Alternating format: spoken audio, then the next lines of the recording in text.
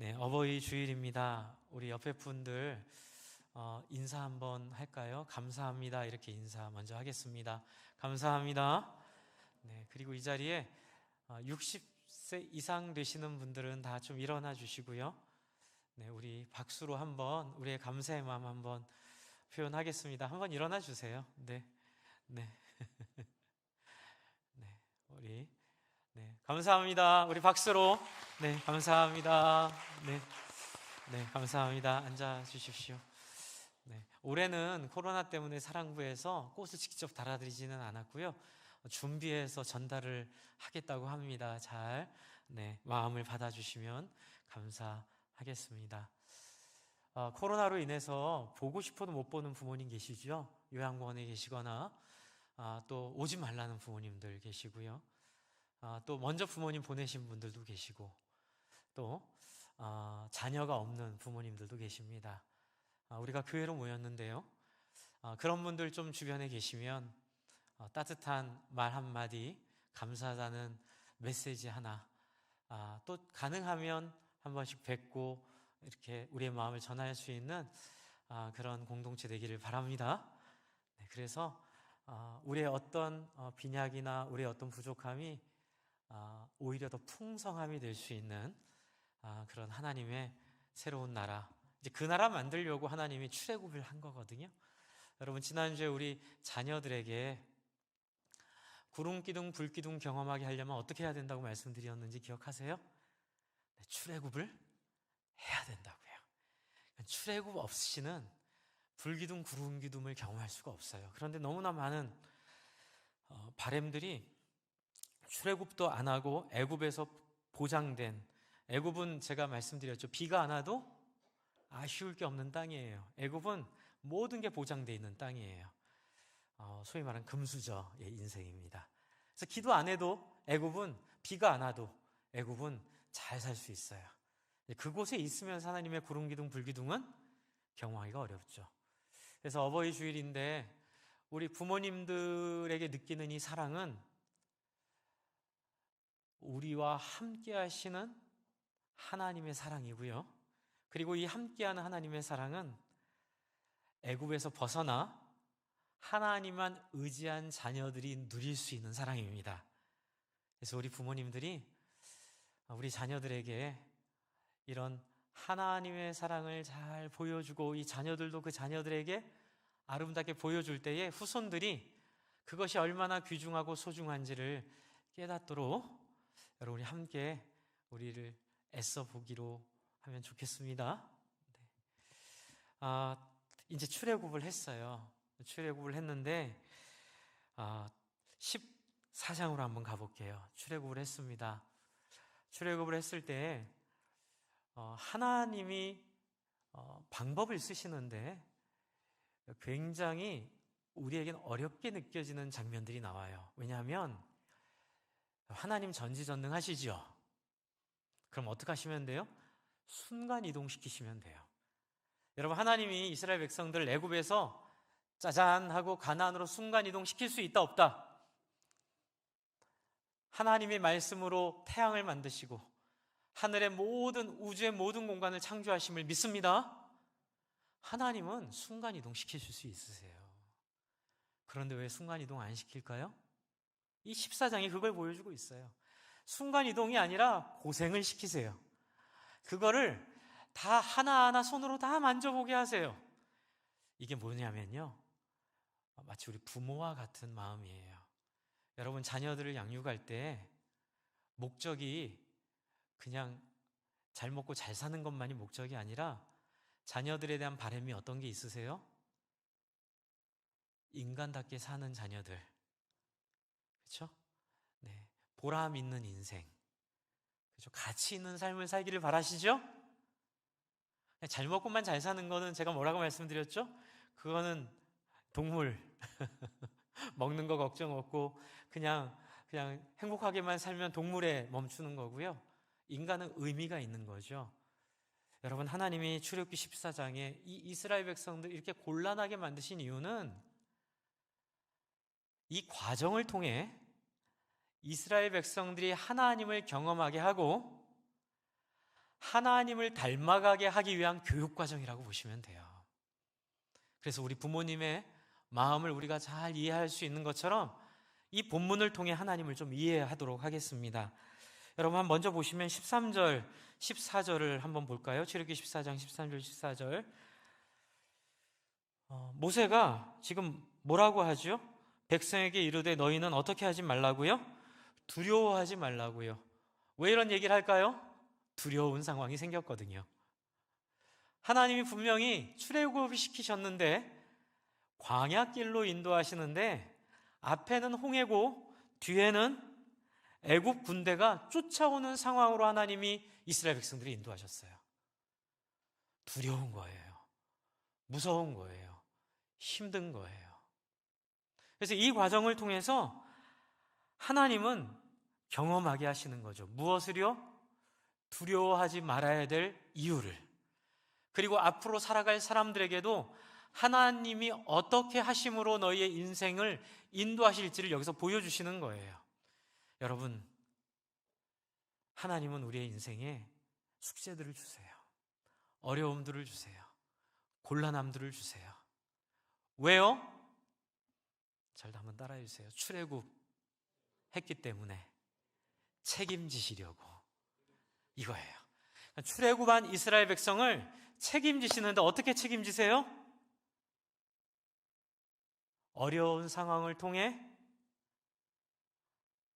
하나님을 이해할 수 있도록 하나님이 인도해 주세요.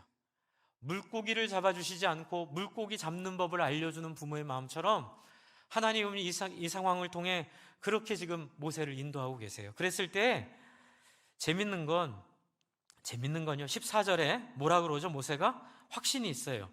여호와께서 너희를 위하여 싸우시리니 너희는 어떡하라고요? 가만히 있으라 그랬죠. 그런데 하나님은 가만히 있지 말래요. 15절이에요. 여러분 이 간격을 보시나요? 14절은 모세의 얘기예요. 하나님이 너희와 함께 하시니 너희는 가만히 있어라. 그런데 하나님은 아니, 가만히 있으면 안 돼. 뭐라도 좀 해볼래? 몰랐기 때문에 그래요. 여러분 우리가 때로는 하나님을 이해할 때 이렇게 이해할 때가 있어요. 하나님은 우리가 아무것도 안 하고 있으면 하나님이 다 알아서 해줄 거라고 기대하고 그게 신앙이라고 믿을 수 있어요. 근데 괜찮아요. 그게 우리의 자연스러운 단계이고 모습이에요. 그러나 하나님은 15절에 한번 15절을 읽어볼까요? 오늘 본문인데요. 시작. 여호와께서 모세에게 이르시되 너는 어찌하여 내게 부르짖느냐? 이게 무슨 말이에요? 14절에서는 모세가 당당하게 오직 하나님이 너희와 함께 하시니 너희는 가만히 있으면 하나님이 다 하실 거야. 근데 하나님은 뭐라고? 내가 다 안 할 거야. 왜 나한테 부르짖니? 너희 할 수 있는 게 있잖아. 이게 약간 부모님의 마음과 비슷한 것 같아요. 자녀들을 키울 때 어려움을 겪으면 그 어려울 때 몇 번 도와주잖아요. 그리고 충분히 도와준 다음에는 또 같은 어려움을 겪을 때 어떻게 해요, 여러분? 옆에서 딱 안전하게 지켜보면서 어떻게 하는지를 한번 보기도 하죠. 그래서 자녀가 스스로 그 문제를 해결하기를 바라는 거 있죠. 지금 하나님이 그런 거예요. 근데 목사님, 지금 이 상황에서 모세가 할 수 있는 게 뭐가 있다고 하나님이 뜬금없이 어찌하여 내게 부르짖느냐 이렇게 얘기하시는 거 이해가 안 돼요? 그래서 많은 학자들이 이게 이해가 안 돼서 뭐 별의별 얘기를 다 해요. 앞에 쓴 13절, 14절을 쓴 내용이 후대에 뭐 첨가됐다든지 뭐 하나님을 이렇게 이해하는 사람이 넣었다든지 뭐 그래서 뭐 이게 성경이 짜집기 됐다고 뭐 별 얘기를 다 하는데 하나님 이해를 못하니까 그렇게 생각하는 거예요. 여러분 힌트가 있어요. 이미 하나님은 어떻게 해야 될지를 잘 교육해 주셨어요. 출애굽기 4장으로 한번 갈게요. 출애굽기 4장 17절 앞에 한번 보여주세요. 제가 드렸던 그 말씀 앞에도 준비가 되어 있고요. 한번 같이 읽어볼까요? 시작. 너는 이 지팡이를 손에 잡고 이것으로 이적을 행할지니라. 출애굽기 4장 17절에 있는 말씀인데요. 4장 1절부터 이어지는 얘기예요. 어떤 얘기냐면 모세가 할 수 있는 게 없는 사람이에요. 특별한 재능도 없고 말도 못해요. 말도 잘 못하고 소심하고 상처도 많아요. 여러분 제가 말씀드렸죠. 이스라엘 사람들 도와주려다가 자기 인생이 완전히 삐끗해버린, 그래서 더 이상 인생이 소망이 없었던 사람이었어요. 그러니 그 마음의 상처나 그가 가지고 있었던 어려움은 우리가 충분히 이해할 수 있어요. 근데 하나님 부르셨어요. 그러면 따라오면 되잖아요. 근데 모세가 계속 반항하거든요. 하나님, 내가 누구길래, 내가 무슨 실력이 있다고 내가 이런 일을 어떻게 합니까? 그랬을 때 4장 1절에 하나님이 뭐라고 하시죠? 4장 2절에 제가 한번 읽어드릴게요. 여호와께서 그에게 이르시되 내 손에 있는 것이 무엇이냐? 그가 이르시되 지팡이니이다. 그러자 여호와가 뭐라 그러죠? 그것을 땅에 던지라. 땅에 던진 것이 무엇이 되죠?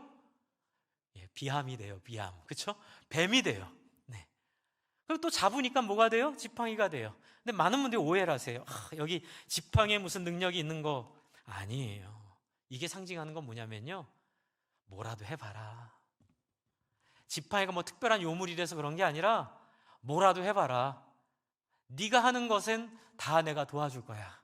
그 상징이 지팡이를 던졌을 때 뱀이 되고 잡았을 때 지팡이가 되는. 그래서 여기서 강조하는 건 뭐냐면 모세의 손이에요. 그래서 6절에 보면 그에게 이르되 내 손을 품에 넣으라 하시매 그가 손을 품에 넣었다가 내어보니 나병이 생기고요. 그리고 다시 손을 품에 넣으라고 하죠. 다시 넣었더니 본래 돌아온 거예요. 엄마 아빠 저 아무것도 못해요. 저 자신 없어요. 할 수 있는 게 없어요 라고 말하는 자녀에게 북돋으며 너는 너 존재 자체로 의미 있어. 네가 뭐라도 하려고 할 때 내가 도와줄게 라고 하는 그 능력 많은 하나님으로 상징되는 그 부모의 마음이 여기 나타나는 거예요. 그래서 모세는 그렇게 네 손으로 뭐라도 해라, 그 말씀을 하나님 앞에 받은 게 17절 너는 이 지팡이를 손에 잡고 이것으로 이적을 행하라 라는 거예요. 그 사이에는 한 번 더 덤비죠. 하나님한테 못한다고. 13절을 한번 보세요. 모세가 이르되 주여 보낼 만한 자를 보내소서. 14절에 뭐라 그러죠? 함께 읽어볼까요? 4장 14절 시작.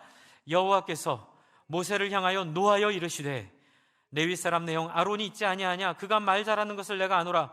그가 너를 만나러 나오나니 그가 너를 볼 때에 그의 마음에 기쁨이 있을 것이라. 이게 뭐냐면 내가 말을 해줘야 하니 네가 얼마든지 원하면 네 주변에 원하는 대로 내가 도와주려고 마음 먹고 있는데 왜 다 못한다 그래 이놈아. 아론, 네 형 아론 사용해서 할 수 있잖아. 중요한 건 내가 너와 함께 하겠다는 거야. 이 상징이에요. 그리고 모세는 실습을 하죠. 그 실습이 뭐예요? 이집트 왕에게 가서, 애굽 왕에게 가서 우리 내보내주세요. 말도 안 되는 소리를 하는 거예요. 택도 없는 소리를 하는 거예요. 우리 내보내주세요. 안 되죠. 그런데 그때 어떤 일이 벌어지죠?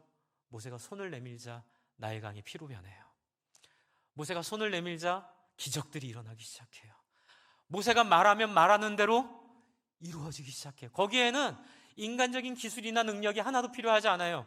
어떻게 하기만 하면, 한번 따라해주세요. 애쓰기만 하면. 무엇으로? 진심으로 애쓰기만 하면 하나님은 그의 능력이나 그의 어떤 결과나 그의 어떤 탁월함을 보지 않으세요. 애쓰기만 하면 되는 거예요. 주 안에 사랑하는 성도 여러분, 우리 예수님 믿고 하나님 백성 되었죠?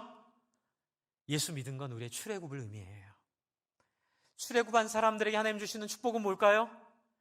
여러분이 완전해지지 않아도, 여러분이 완벽하지 않아도 죄를 지을 수도 있어요. 또 여러분 실수할 수도 있어요. 그런데 마음 중심에 하나님 앞에 하나님이 하라는 대로 한번 해보고 싶은 마음만 있으면 돼요. 그게 바로 의롭게 됐다는 뜻이에요. 그러니까 우리가 예수를 믿어 의롭게 됐다라는 의미는 몸부림, 뭐라도 할 무엇을 찾아 하나님 앞에 몸부림치는 마음의 진심, 마음의 중심을 의미해요. 그래서 하나님 앞에 애쓰는 거예요. 하나님 앞에 최선을 다하는 거예요. 하나님 앞에 할 수 있는 모든 것을 한번 해보는 거예요. 눈이 안 보여도, 다리를 못 써도, 손을 못 써도, 때로는 말을 못 해도, 때로는 가난해도, 때로는 병이 있어도 하나님 앞에서 문제가 돼요, 안 돼요? 안 돼요. 하나님은 애쓰기를 원하세요. 그래서 지금 15장으로 다시 갈게요. 14장으로 다시 갈게요. 14장 15절을 다시 한번 읽어보면 그 느낌을 아실 거예요. 이미 모세는 다 해봤어요. 이미 모세는 하면서 자기를 통해 나타난 하나님의 능력을 다 본 거예요. 하나님 뭐라고 하시죠? 15절 다시 읽을게요. 시작. 여호와께서 모세에게 이르시되 너는 어찌하여 내게 부르짖느냐. 느낌 오세요? 네, 바로 그거예요. 주 안에 사랑하는 성도 여러분, 하나님은 출애굽한 사람에게 하나님 모든 것을 거세요. 제가 청년 때 참 이렇게 강렬하게 깨달은 게 하나 있었는데요. 하나님, 저는 누구랑 결혼할까요? 이 기도 늘 하면서, 네, 제가 하나님 저에게 짝을 인도해 주세요. 막 이렇게 제가 기도하면서 또 유학을 갈까요, 말까요? 북으로 갈까요, 남으로 갈까요, 동으로 갈까요, 서로 갈까요? 뭐 이런 거 있잖아요, 그렇죠? 기도하는데 저희 선생님께서 그렇게 저를 인도해 주시더라고요. 성준아, 하나님은 때로는 자기를 신실하게 따르는 사람들에게는 네가 원하는 게 뭐니라고 물어보신단다. 그게 이제 구약에서 보여준 하나님이에요. 하나님 앞에 마음을 맞춘 사람들, 전제가 있어요. 출애굽해야 돼요. 출애굽. 진심으로 출애굽한 사람들은 하나님 그 다음부터는 성준아, 너는 누구랑 결혼하고 싶니? 저를 믿어주시는 거예요. 너 유학 가고 싶니? 그 동기는 뭐니? 하나님 아시는 거예요. 제 욕망과 제 영광을 위해서가 아니라 정말 하나님의 나라를 위해서 살려는 진심을 하나님 아시고, 그 다음부터는 네가 동으로 가든 서로 가든 남으로 가든 북으로 가든 무엇을 하든 내가 너와 함께 할 거야. 할렐루야. 내가 너와 동행할 거야.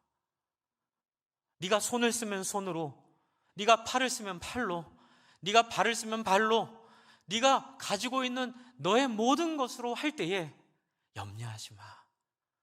내가 어디를 가든 너와 함께 할 것이야. 여러분, 지금 모세에게 하나님이 하시는 말씀은 바로 그거예요. 어찌하여 나를 쳐다보느냐? 어찌하여 나에게 부르짖느냐? 그러니 여러분, 13절 14절에 있는 모세는 이렇게 다시 재편할 수 있어요. 백성들한테는 너희는 가만히 있어, 오늘 하나님이 너희에게 하시는 모든 것들을 볼지어다라고 말하면서 뒤로는 하나님 무서워요, 무서워요. 하나님 어떻게 해야 돼요? 뒤에는 애국 군대 쫓아오고 앞에는 홍해 막혀 있고, 하나님 정말 어떻게 해야 돼요? 그때 하나님이 네가 할 수 있는 걸 해보지 않을래? 그게 뭐예요? 15절에 있는 이스라엘 자손에게 명령하여 앞으로 나아가게 하고, 홍해를 향하여 앞으로 나아가게 하고, 지팡이를 들고 손을 바다 위로 내밀어. 제가 말씀드렸죠. 지팡이가 중요한 게 아니라 손이 중요하다고요. 그것이 갈라지게 하라. 하나님은 이렇게 해주시겠다는 거죠. 여러분, 여기서 우리가 기억해야 될 것은 하나님은 당신의 백성들을 훈련하고 양육하여 성장시키기를 원하신다는 거예요. 어디까지? 네, 바로 하나님을 경외하는 데까지. 여러분, 31절을 한번 보세요. 같이 한번 읽어보겠습니다. 시작. 이스라엘이 여호와께서 애굽 사람들에게 행하신 그 큰 능력을 보았으므로 백성이 여호와를 경외하며 여호와와 그의 종 모세를 믿었더라.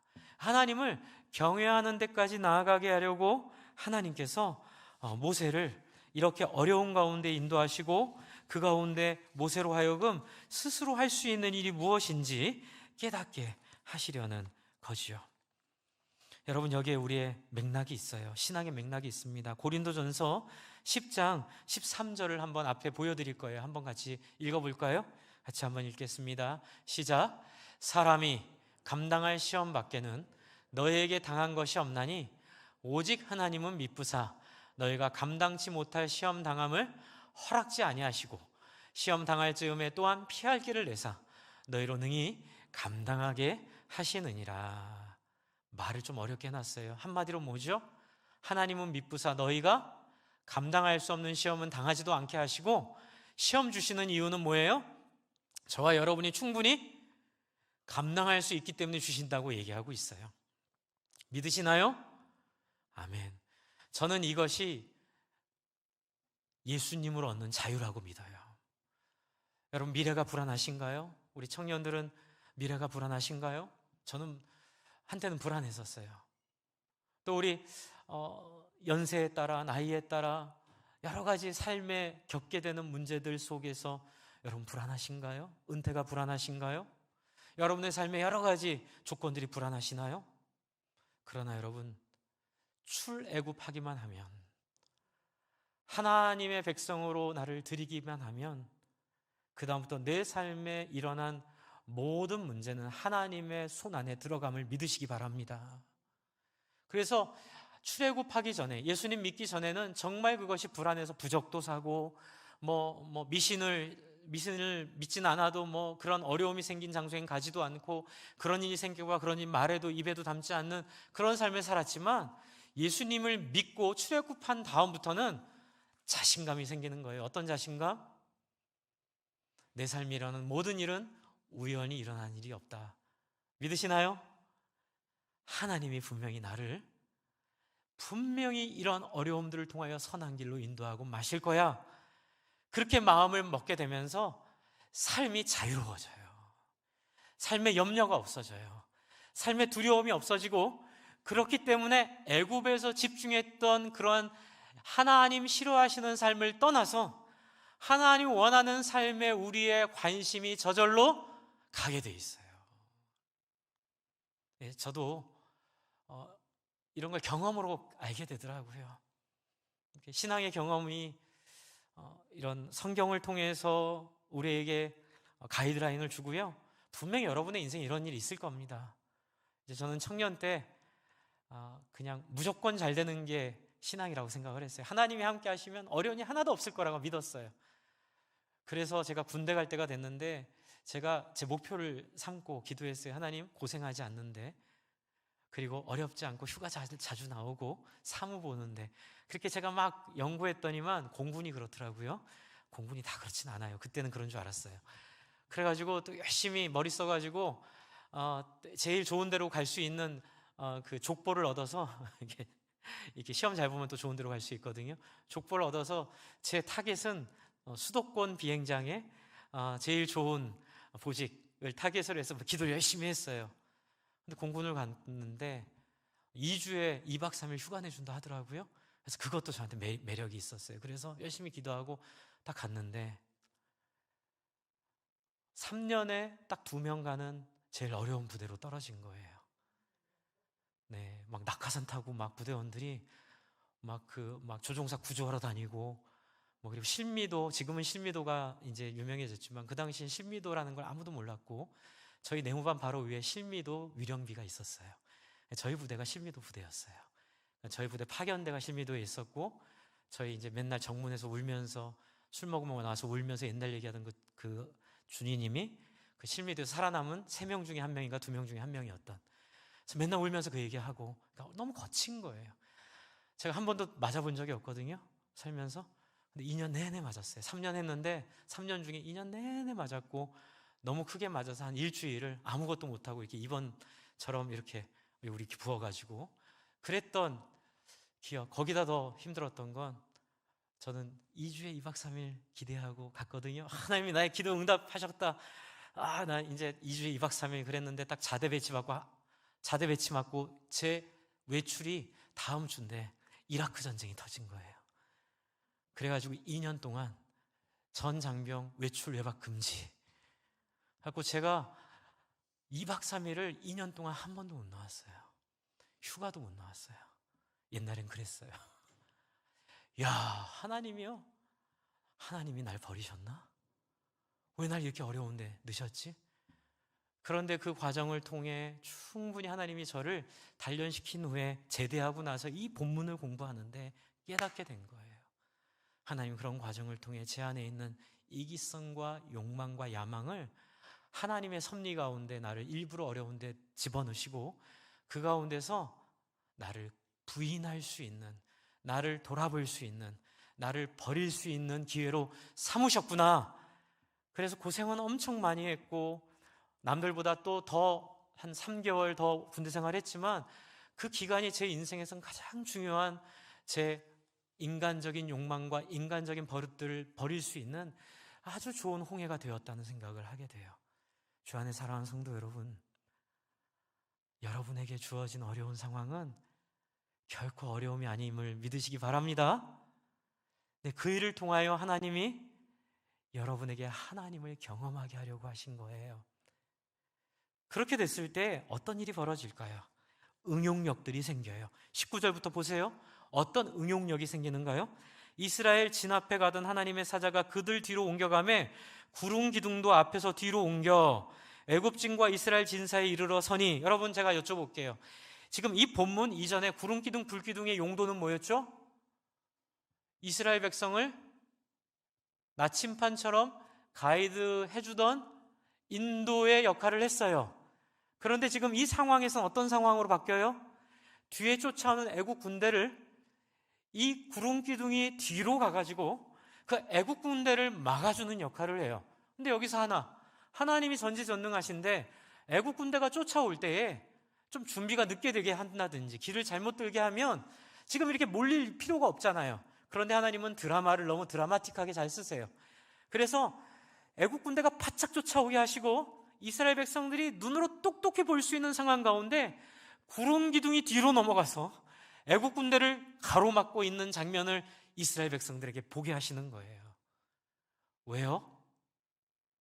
경험해야만 하나님을 만날 수 있기 때문에 그래요. 아는 것 가지고는 안 돼요. 그냥 들은 것 가지고는 아니에요. 여러분의 우리의 목적이 그냥 이 땅에서 잘 걱정 없이 기도하면서 걱정 없이 잘 먹고 잘 살다가 죽어서도 행복한 데 가는 게 목적이 아니에요. 예수님을 통해 우리에게 보여주신 하나님의 꿈은 예수의 삶을 우리에게 보여주시면서 너 어떠니? 이 삶을 보니 하나님 어떻게 저렇게 살 수 있죠? 그리고 뭔가 예수님의 삶을 통해서 경외감을 느끼고 저를 볼 때에 난 정말 죄인이구나. 나는 이런 생각만 하는 인생은 참 하나님 앞에 낯짝을 들 수가 없구나 라고 깨닫게 해서 어떻게 해요? 하나님 저 버릴게요. 예수님으로 저 채워주세요 라고 고백하게 하기 위해서 어떻게 한 거죠? 우리를 끊임없이 유혹하는 세속 가치의 상징인 애국 군대를 어떻게 처리하는지를 하나님이 보여주시려고 하시는 거예요. 주 안에 사랑하는 성도 여러분, 신앙생활이요 다 같지가 않습니다. 여러분, 그래서 중요한 건 뭐냐면 성경을 통해 원리를 배우시고 원리가 응용되는 현장 속에서 그 응용되는 하나님의 역사를 깨닫는 게 너무 중요해요. 구름기둥은 늘 앞에만 있지 않아요. 상황이 바뀌면 구름기둥은 뒤로도 넘어가요. 구름기둥의 역할은 때로는 바뀌기도 해요. 하지만 그 원리는 동일해요. 이스라엘 백성들을 깨우치게 하고 하나님을 믿게 하고 애굽 사람들에게 정뛰게 하는 하나님의 그 원리 가운데 여러분의 신앙을 기계적으로 1 더하기 1은 2, 그래서 뭐 어떤 누가 만들어진 표 안에서 그 안에서 이렇게만 해야지라고 하지 마시고 때로는 시처럼 음악처럼 여러분의 인생 속에 다양하게 나타나는 하나님의 원리를 따라 나타나는 그분을 여러분 누리고 만끽하시기를 부탁을 드립니다. 여러분, 지난주에 우리 잠언 묵상했죠? 잠언 1장 7절에 그렇게 돼 있잖아요. 여호와를 경외하는 것이 지식의 근본이거늘. 뭐예요? 여호와를 경외하는 게 목적이에요. 그리고 또 시편 1편에 여호와를 경외하는 자는 그렇죠? 그렇지 않을 것이다. 악인은 바람에 날려가겠지만 여호와를 경외하는 자는 시냇가에 심은 나무가 철을 따라 열매를 맺는 것 같이 하나님은 그와 함께 하시겠다라고 말씀하시는 그 목적을 따라 어떻게 해요? 여러분이 하나님을 경험함으로 깨닫게 하기 위해서 하나님이 응용력들을 발휘하셔서 우리의 삶에 응용해 주고 계세요. 그러니 여러분, 교리에 머무르시면 안 돼요. 그냥 교회에서 배우는 그 내용에 머무르시면 안 돼요. 그건 단지 시작일 뿐이에요. 그걸 통해 여러분의 삶에 있는 고난과 어려움과 모건들 속에 있는 눈물을 같이 들어가서 그 가운데 씨름하면서 어떻게 해요? 하나님이 어찌 일하시는지를 경험하셔야 될 줄로 믿습니다. 여러분, 그 하나님 만나시기를 바랍니다. 하나님은 다양하게 역사하시고 하나님 우리 속에 다양하게 일하세요. 자, 그랬을 때 21절을 보세요. 네, 모세가 어떡하지요? 모세가 바다 위로 손을 내밀매 여호와께서 큰 동풍이 밤새도록 바닷물을 물러가게 하시니 물이 갈라져 바다가 마른 땅이 된지라. 여기선 손만 내밀잖아요. 그리고 이스라엘 백성들이 어떻게 가죠? 22절 같이 한번 읽을게요. 시작. 이스라엘 자손이 14장 22절 찾으시고요. 이 구절을 읽으면 영상 보여줄 거니까 방송실에 영상 준비해 주세요. 22절 같이 읽습니다. 시작. 이스라엘 자손이 바다 가운데를 육지로 걸어가고 물은 그들의 좌우에 벽이 되니. 여러분 지금 이 상황을 상상해 보세요. 그리고 23절에는 애굽 사람들과 바로의 말들 병거들과 마병들이 다 그를 추격하여 바다 가운데 들어오니 급박한 상황, 이 급박한 이 시청각 현실들을 한번 여러분 상상하면 이것이 이스라엘 사람들의 기억에 어떤 기억을 줬을까 한번 상상하겠습니다. 그래서 이집트 왕자라는 영화의 일부분을 갖고 왔는데 이게 성경 그대로 묘사하진 않았어요. 그거 참고해 주시고, 그러나 큰 그림은 같으니까 한번 같이 이 영상을 잠깐 보고 또 말씀을 나누겠습니다.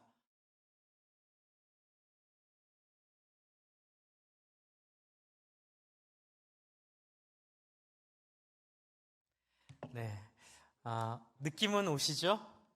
네, 이 묘사를 참 잘한 게 이 물벽을 묘사를 참 잘했어요. 그리고 이 뒤에 쫓아오는 애국 군대와 이 급박한 상황을 묘사를 참 잘했거든요. 제가 이거 왜 보여드렸을까요? 여러분이 만약, 여러분의 자녀가 만약 지금 저 물벽 옆을 지나고 있다고 생각을 해보세요. 그리고 번개가 치는데 아쿠아리움 벽에 뭐가 나타나요? 고래 형상이 나타나죠. 여러분, 뇌과학자들이 쓴 논문 중에 그런 논문이 있더라고요. 어렸을 때 전쟁이나 또는 아주 충격적인 성적 자극을 받았거나 그 다음에 도박, 이 세 가지 이 개념들은 뇌에 물리적인 흔적을 남긴대요. 그냥 단순히 기억에만 남는 게 아니라 뇌에 흔적이 남는데요. 저는 이 경험이야말로 이스라엘 백성들의 역사에 잊혀지지 않는 경험인 거예요. 여러분, 왜 이런 경험 하나 주셨을까요? 여러분, 이 경험뿐만이 아니라 또 우리가 갖는 경험은 예수의 십자가 기억이에요. 예수의 십자가 얼마나 강렬해요. 예수가 십자가에 우리의 죄를 위하여 죽으시고, 그것이 아니라 죽고 나서 뭐 하셨어요? 부활하셨죠. 이 기억은 홍해의 기억과 거의 같은 강렬함을 준, 아니 오히려 더 큰 기억일 수 있겠죠. 근데 이 경험을 왜 주셨을까요? 기문이라고 있어요. 기문 우리 작가님, 소설가 작가님이 앞에 좀 보여주세요. 제가 어제 보내드렸던 그 글. 네. 이 기문 작가님이 어떤 내용을 이렇게 자기의 수필집 아들아 다시는 평발을 내밀지 말라 2002년 수필집 머릿말에 이런 얘기를 하세요. 한번 따옴표 읽어볼까요? 나는 내 말이. 시작. 나는 내 말이 눈물이나 고름처럼 내 몸에서 흘러나오는 액즙이기를 바랐다. 이게 이제 자기가 평생 소설가로 살아오며 글이라고 하는 것에 대해서 자기가 이제 고백하는 건데요. 여러분, 유명해지기 위한 글은 사람들의 마음을 열지 못해요. 어떤 목적이 있는 글들은 사람들에게 의미를 줄 수가 없어요. 그런데 내 내재화된 경험에서 나오는 내 피가 말하는, 내 안에 있는 액즙들이 말하고 있는 그 경험을 얘기할 때는 그것이 사람들의 마음을 움직이는 힘이 되거든요. 왜 출애굽의 경험을 주셨을까요?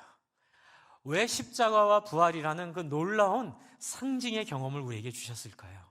그것은 신앙은 여러분이 아는 것이 아니기 때문에 그래요.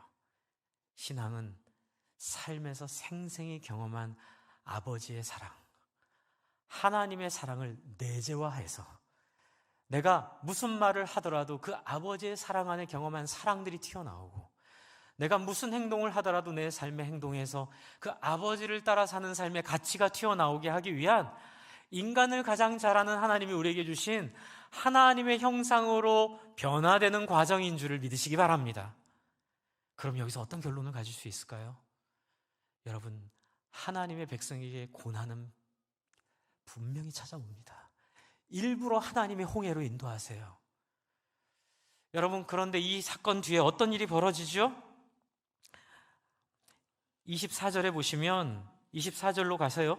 새벽에 여호와께서 불과 구름 기둥 가운데 애국 군대를 보시고 애국 군대를 어지럽게 하시고 그들의 병거 바퀴를 벗겨 달리기가 어렵게 하신 다음에 어떻게 하죠? 26절을 같이 한번 읽을게요. 시작. 여호와께서 모세에게 이르시되 내 손을 바다 위로 내밀어 물이 애굽 사람들과 그들의 병거들과 마병들 위에 다시 흐르게 하라 하시니 27절 28절까지 읽어주세요. 시작. 모세가 그 손을 바다 위로 내밀매 새벽이 되어 바다의 힘이 회복된지라 애굽 사람들이 물을 거슬러 도망하나 여호와께서 애굽 사람들을 바다 가운데 어떻게 해요? 엎으시니 물이 다시 흘러 병거들과 기병들을 덮되 그들의 뒤를 따라 바다에 들어간 바로의 군대들을 다 덮으니 한번 같이 읽겠습니다. 시작. 하나도 남지 아니하였더라. 바로 이거예요. 두 가지 측면이에요. 고난의 목적은 뭐예요? 우리로 하나님을 신뢰하고 하나님을 내재화하기 위한 경험으로서 하나님의 찾아오심이에요. 그리고 또 하나 있어요. 그 다음에 하나님은 틀림없이 이 일을 하실 거예요. 그건 뭐예요? 우리를 그렇게 살지 못하게 만드는 모든 세속적인 가치관들, 우리를 계속 신앙으로 뛰어들어가지 못하게 우리의 뒤통수를 붙잡고 놔주지 않는 그 세상의 가치들, 세상의 화려함들, SNS로 서로 자랑하고 또 회사에서나 또 사람들의 대화에서 돈이 다이고 그리고 세상적인 명예나 세상적인 성공이 다인 것처럼 생각하는 그런 사람들의 이야기에 우리 보러 어떡하라고요? 말리지 말라고요. 왜요? 그들은 다 어떻게 될 거라고요?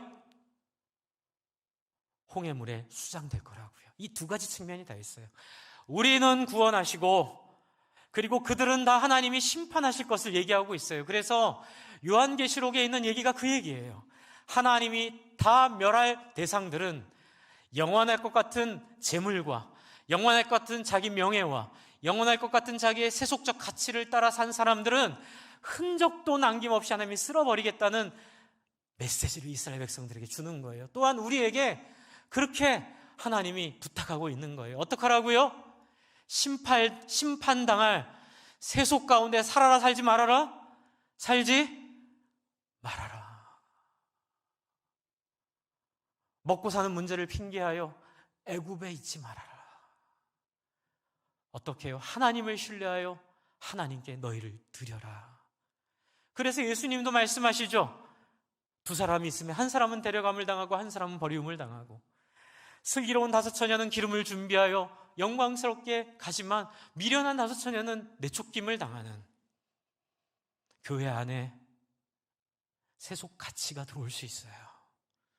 하나님은 우리가 신앙생활하면서 세속 가치에 속을 수 있음을 아시고 우리 눈앞에서 물벽을 통해서 우리를 구원하신가 더불어 우리가 현혹되지 않도록 우리를 유혹하고 우리의 가치관을 그렇게 혼돈 가운데 만드는 애굽을 우리 눈앞에서 어떻게 하시죠? 멸하시는 거예요. 할렐루야. 이 두 가지를 다 하시는 거예요. 주 안에 사랑하는 성도 여러분, 시편 1편 말씀에 이렇게 제가 그냥 읽어드릴게요. 복 있는 사람은 악인들의 꾀를 따르지 아니하며 죄인들의 길에 서지 아니하며 오만한 자들의 자리에 앉지 아니하고 오직 여호와의 율법을 즐거워하여 그의 율법을 주야로 묵상하는 자로다. 그는 시냇가에 심은 나무 같지만 악인들은 그렇지 않으며 오직 바람에 나는 겨와 같도다. 한번 따라해 주실래요? 그러므로 악인들은 심판을 견디지 못하며 죄인들이 의인들의 모임에 들지 못하리로다. 무릇 의인들의 길은 여호와께서 인정하시나 악인들은 망하리로다. 주 안에 사랑하는 성도 여러분, 세상이 다 돈 좋아하고 세상이 다 성공 좋아하고 그렇게 따라간다고 그거 따라가지 마세요. 목사님 이것도 하고 저것도 하면 되는 거 아니에요? 아니에요. 출애굽이 안 되면 구름기둥 불기둥 없고 홍해 경험할 수 없어요. 홍해 경험하지 않으면 도대체 신앙이 뭔지를 이해할 수가 없는 거예요. 그런 대표적인 사람이 실명을 말씀드려 죄송하지만 조엘 오스틴이에요. 조엘 오스틴은 긍정의 힘, 잘 되는 나로 유명한 성공주의 신학자, 번영의 신학자예요. 그러나 이미 2016년에 조엘 오스틴을 향하여 미국의 신학자들이 이렇게 선언해요. 반복음주의자, 성경과 전혀 다른 길로 사람들을 끌어가는, 심판으로 사람들을 유혹하는 잘못된 신학. 심지어는 미국의 어떤 목사님은 그를 거의 이단이야, 설교학 교수는 그는 이단이야, 이렇게 한마디로 얘기했다고 기사에 나와 있어요. 제가 이 기사는 제가 우리 목자 목료방에 공유하도록 하겠습니다. 존 파이퍼나 여러분 잘 모르시겠지만 굉장히 유수한 정말 복음을 추구하는 분들이 이 조엘 오스틴의 신학을 경계하라고 말하고 있어요. 근데 조엘 오스틴은 뭘 얘기하는 줄 아세요? 번영신학은 목회자들이 잘 사는 것으로 사람들에게 예수를 전도하고, 누구든지 예수를 믿으면 이 땅에서 사람들이 누리는 모든 번영들을 다 누리게 한다라고 사람들을 유혹한다고 말해요. 주 안에 사랑하는 성도 여러분, 그게 애국 군대예요. 주 안에 사랑하는 성도 여러분, 현혹되지 마시기 바랍니다. 그럼 목사님, 우리는 그러면 거지처럼 살라고요? 아니라고요. 하나님이 뭘 주셨어요? 구름기둥 불기둥, 그렇죠? 하나님 만나와 매출하기로 하나님의 백성을 인도하심을 믿으시기 바랍니다. 한번 믿어봐요. 한번 맡겨봐요. 한번 우리를 던져봐요. 무엇을 위해서? 예수님 보여주신 우정과 환대의 인생을 통해, 영혼들에게 관심을 갖고 사람들을 살리는 인생을 통해, 의미 있고 가치 있는 삶을 통해, 깨끗하고 거룩한 인생을 통해, 돈보다는 의미의 삶의 목적을 두고 하나님의 소원의 삶의 목적을 두는 삶 한번 살아봐요. 어떻게 되나? 여러분, 가정교회에서 많이 하는 간증 중에 이런 간증이 있어요. 목자 목녀로 섬기도록 추천을 받았는데 사업이 안 돼서, 여러분 아시죠? 그 지하방, 단칸방에 들어가 사는데 교인들이 목자 목녀로 추천해서 목사님이 목자 목녀로 좀 서달라고. 그런데 딱 하나 걸리는 게, 내가 이렇게 사업이 실패해서 단칸방에 우리 목원들을 데려다가 참 이렇게 섬기는 게 부담이 되는 거예요. 그런데 그런 간증 되게 많습니다. 저도 직접 들었습니다. 제가 세미나 가서 그 장로님 댁에서 잤거든요. 4박 5일을. 그 장로님의 간증이었어요. 그러는데 그냥 믿음으로 받았대요. 그리고 목원들을 지하 단칸방이지만, 곰팡이 냄새나는 공간이지만 최선을 다해 섬겼을 때 목원들이 변하고 그 안에 사랑이 넘치고 그 안에 또 다른 사람이 목자가 되고, 그래서 목장이 3개, 4개, 5개로 분가하는 놀라운 역사를 경험하게 된 다음에 생각지도 못한 회사에서 전화가 와가지고 지금 갑자기 문제가 생겨가지고 당신 창고에 그것 때문에 망했거든요. 엄청나게 많은 그 물건이 있다고 하는데 그거 우리 달라고. 그래서 한 번에 그 어려웠던 문제가 해결되고, 결국은 그 목원들을 다 수용하고도 남을 만한 큰 거실이 있는 집으로 하나님이 그의 인생을 인도하신, 얼마나 영광스러워요. 그 간증들이 너무너무 많아요. 여러분, 괜찮아요. 집도 있으셔도 되고 좋은 차 타고 다니세요. 주식 투자도 하세요. 그러나 이거 하나만 기억해 주세요. 하나님의 소원 속에서 하시기를 바랍니다. 그래서 우리 원로 목사님이 지침 주셨잖아요. 옛날에 주셨다 하더라고요. 장기 투자하고, 그리고 영혼을 살리는 회사에 투자하고, 그 회사를 위해 기도하고, 그리고 제가 마지막으로 드리고 싶은 말씀은 30년 동안 잊어버리세요. 그 회사에 넣은 돈에 대해서 30년 동안 잊어버리세요.